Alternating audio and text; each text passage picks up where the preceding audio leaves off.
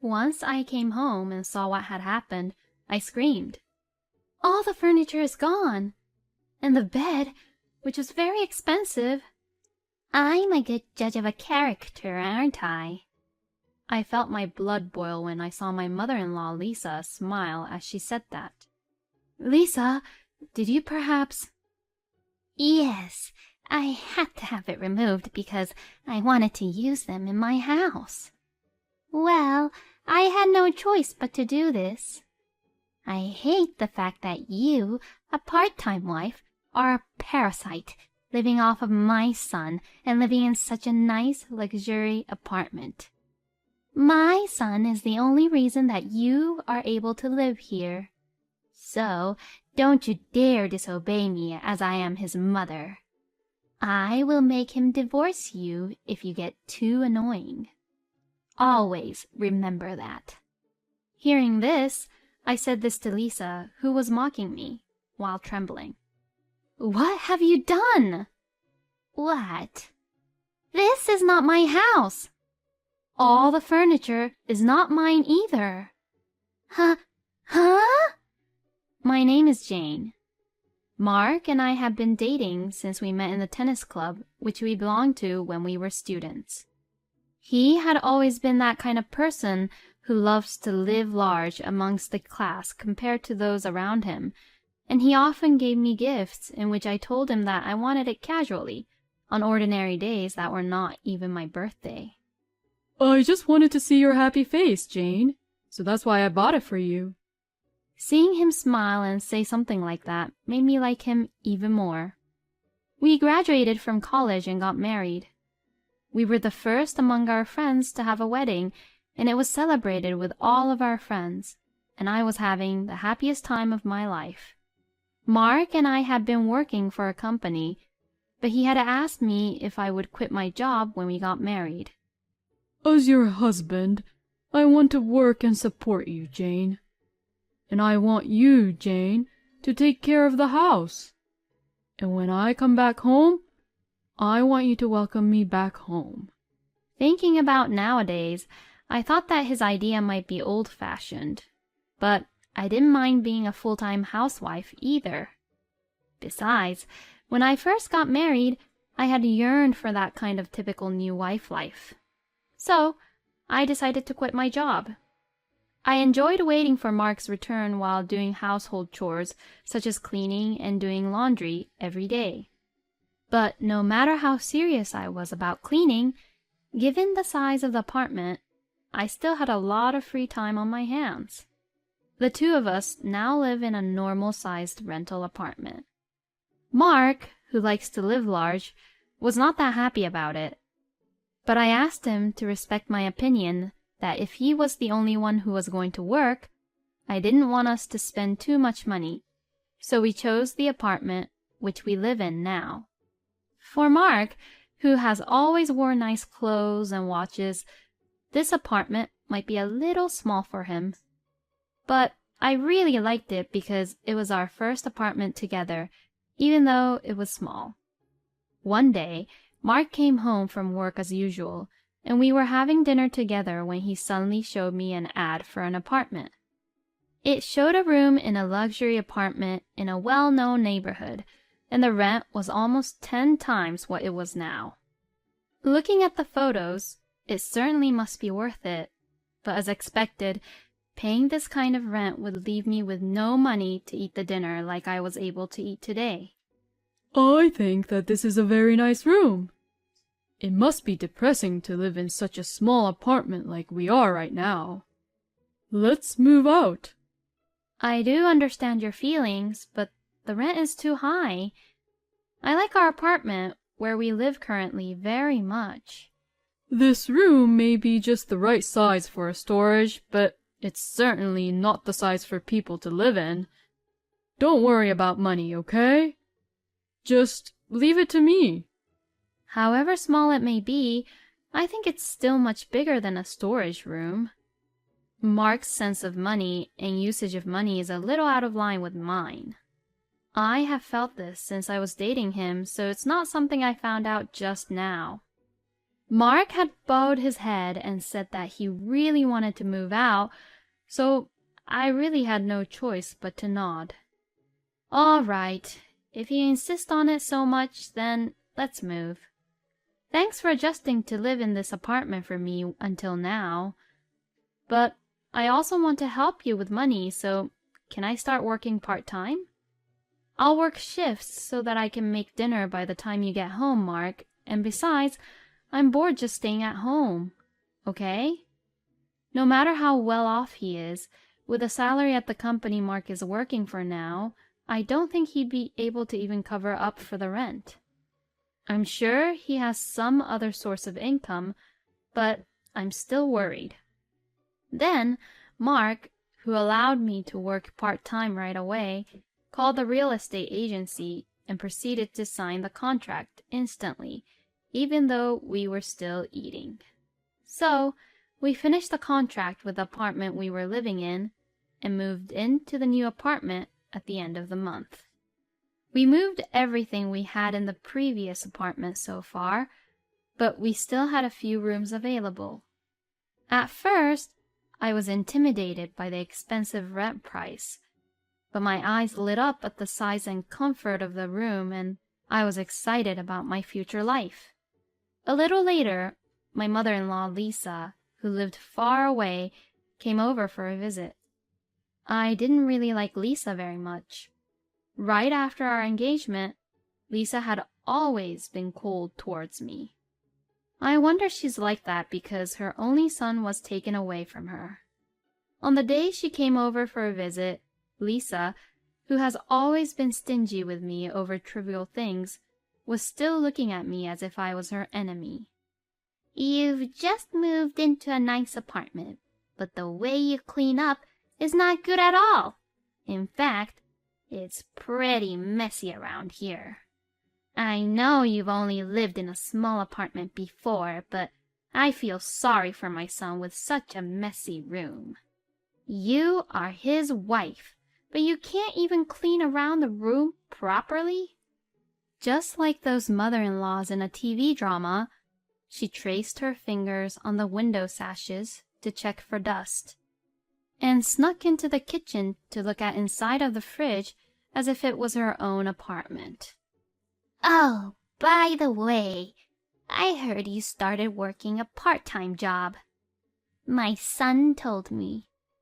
I heard that you're working many hours a day for only a few $100s. It seems like you're wasting a lot of time. What are you even thinking? I can't really understand you. Why don't you go to a beauty salon and try to be beautiful for your husband? You are so strange, aren't you?" Oh, so this was where Mark's financial sense was inherited from. It was from his parents. Of course, if I had money, I would have already went to a beauty salon and also bought a lot of cute clothes. But I can't depend on Mark's salary forever. And I want to spend my own money on my own luxuries. I could only smile fondly at Lisa's words, since she and I couldn't really understand each other. When I talked to Mark about it, he just laughed and played along, but he wasn't really on my side. Little by little, my frustration kept on building up in my heart. Then, Lisa came to visit me at the apartment many times and repeatedly bullied me, and kept on boasting about how financially well off she was compared to us. At first, it was funny to see how she kept on coming over after when we had moved to a better apartment, when she didn't come over to visit us at our previous apartment at all. But I couldn't really stand her anymore, since she came over so frequently. When I told Lisa that she had been coming here too often recently, she turned red and screamed. "I'm Mark's mother, you know. And this is Mark's apartment. Then there is nothing strange about me being here, is there? It's rather strange for a poor person like you to be here. I passed by your neighbor a while ago, and she was a very nice and classy lady. Unlike you, of course. I was so embarrassed. I was so embarrassed that someone like you was my son's wife, not a wife like her.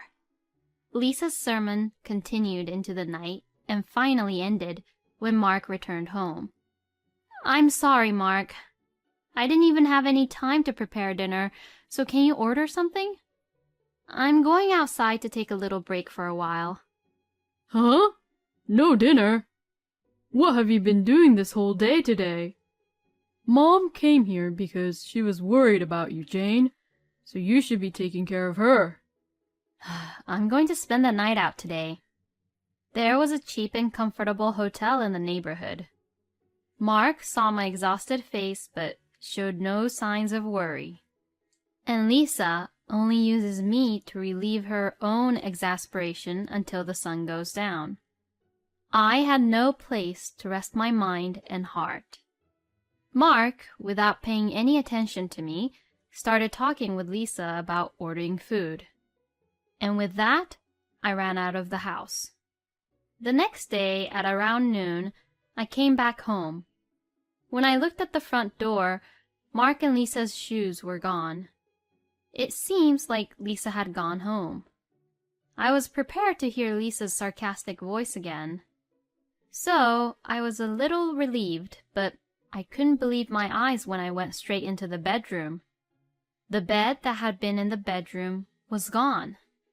I thought that a thief had stole it, but nothing else had been taken, and no one would steal that much, no matter how expensive the bed was. I decided to call Lisa and ask her about the bed. Lisa seemed unconcerned and said that she had taken it home with her. What? You have something to say about that? For someone like you, that bed was too luxurious for your taste, right? So that's why I got it. It was still clean too anyways. You can look forward on using the second-hand mattress that I'm going to give to you later on. It's a little torn, but I think it's just right for you. Lisa was smiling at me on the other end of the phone, and I lost my patience. To Lisa, who has been looking down on me forever and ever, I replied with a big smile, saying this. Oh, I don't need it. Why don't you dispose of that garbage by yourself?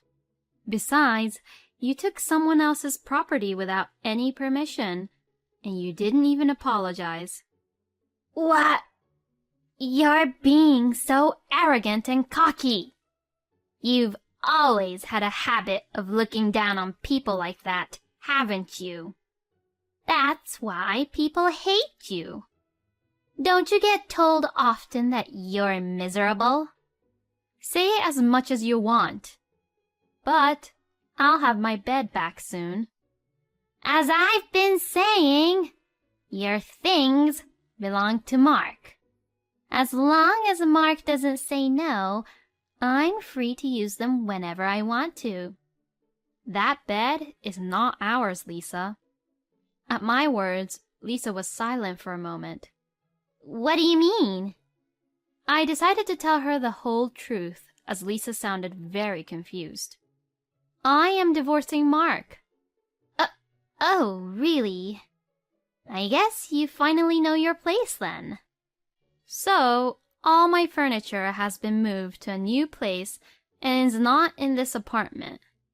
That bed is from a company that rents them out. It's rented? You rented a luxurious bed for such a temporary thing? You lousy woman, squeezing Mark's money out of him until the very end. No, it was Mark who chose that bed.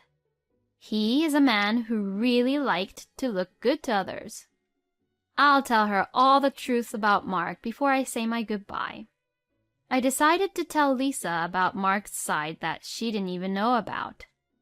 Mark had money since he was a college student, but that was easy money that he had collected by borrowing money from his classmates and friends. He wasn't rich at all, but just a fool who spent money without thinking. It's true that his parents were rich, But that didn't matter when he graduated college and started to earn his own money. Mark's current salary that he gets from work is probably less than half of what he pays in rent now. He still borrowed money from his friends and secretly went to casinos to gamble and earn money. Even so, his spending spree continued to grow as he attracted attention by having a more lavish wedding than anyone else and moving into a more luxurious apartment. With his desire to only look good around others, he even went to the trouble of ordering a luxury bed from a furniture rental company. In the end, Mark was just a pathetic man who wanted to be just rich. The reason he made me quit my job and be a housewife was also for the sake of opinions from other people. Yesterday, you told me, Lisa, remember? That the neighbor's wife was a wonderful person. Well, that's what Mark said to me last month, too. He said, you should be like her, too. And he also said, if you aren't like her, I would look bad, too. He said this with a kind smile, just like when he used to give me presents. So that day, I showed the divorce papers to Mark. I was really at the end of my patience. You have done a lot for me, Lisa. Please be prepared for that bed. It's quite expensive. I will contact the management company, so I'm sure they will contact you soon, okay? What? Wait! Isn't it your fault for not explaining? Come and get it at my place right away. This is an order. You should at least listen to your own husband's mother. I am divorcing Mark, so you are no longer my husband's mother, Lisa. You're nothing but a stranger to me. I told Lisa once and for all and let out a small breath. Also, if you still want to visit this apartment, you'd better do it soon. I have reported Mark's large debt to the real estate company, so it may be seized by the company soon. If he does get evicted, I hope he can at least rent a room with a bathroom. At my words, Lisa dropped her cell phone without a word. Without waiting for an answer, I hung up and set the phone to block her calls. Good. I guess that's the last of the cleanup before the divorce. I left Mark's apartment that day. Later, I heard that Mark was kicked out of that room. I heard that until the very end, he had been fussing that he was well paid and would soon finish paying off his debts, but he was evicted instantly. The company kindly introduced another room for a very low price for him, but it was about half the size of the first apartment that we lived in. The friends he used to borrow money from have kept their distance away from him, and the only thing weighing on him is the bill for repayment to his friends. As for the bed, there seemed to be some scratches and torn pieces of fabric when Lisa took it out without permission, so they had to buy the bed in the end. I think the total cost was less than $10,000, but it wasn't a price that could be prepared easily. And even Lisa, who was very fond of her son, had grown apart from Mark since then. Mark apparently told Lisa that he worked for a very prestigious company and was well paid. Mark was sending his parents several $100,000 every month, all of which he gathered through gambling or borrowing money. When Lisa found out about this, she apparently realized the unusual nature of Mark's personality about showing off and his bad habit about the usage of money, so she distanced herself from him. Now, I think I can have a little fun conversation with Lisa, but I never want to hear that voice again. Mark will probably lead a lonely life in a small room by himself, abandoned by his parents and his friends. I was alone in the small room I had moved into and stroked the small cactus I had placed by the window. I have no money now because I only work part-time, but I will start working again and save up some money. I didn't have to look good, and I would be able to live a full life with myself. I was relieved to know that I had my own freedom and that I could live with a cactus in my room, even if it wasn't a luxury apartment. I'm still glad that I took action, even though a lot had happened in a few days. I think I will get some delivery today. It's a bit of a luxury, but oh well. Such a small luxury is what true happiness is all about. With this in mind, I was excited to choose which delivery to order.